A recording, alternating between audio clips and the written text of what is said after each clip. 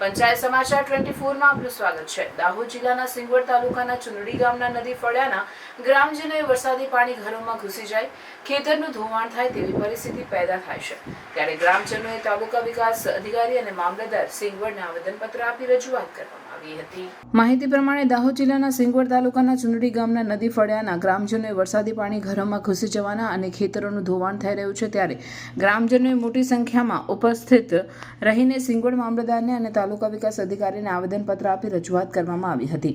ગ્રામજનો કહી રહ્યા છે કે તંત્ર દ્વારા નદી સાઈડમાં પ્રોટેક્શન દિવાલ બનાવવામાં આવે તો અમારા ઘરોને અને જાનમાલને નુકસાન થતું અટકી જાય તેમ છે, પણ તંત્રને આગવી મૌખિક અને લેખિત રજૂઆત કરવામાં આવી હતી। તંત્રના પેટનું પાણી પણ હલતું નથી।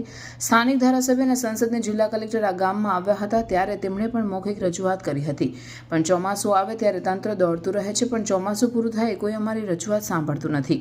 સરકારી તંત્ર ઊંઘમાંથી જાગ્યા અને વહેલી તકે પ્રોટેક્શન દિવાલ બનાવવામાં આવે તેના અનુસંધાનમાં ફરી આજે આવેદનપત્ર આપ્યું હતું અને આવેદનપત્ર આપ્યા પછી પણ ધ્યાન ના આપે તો કલેક્ટર કચેરી ધરણા પર બેસવાની ચીમકી ઉચ્ચારી રહ્યા છે।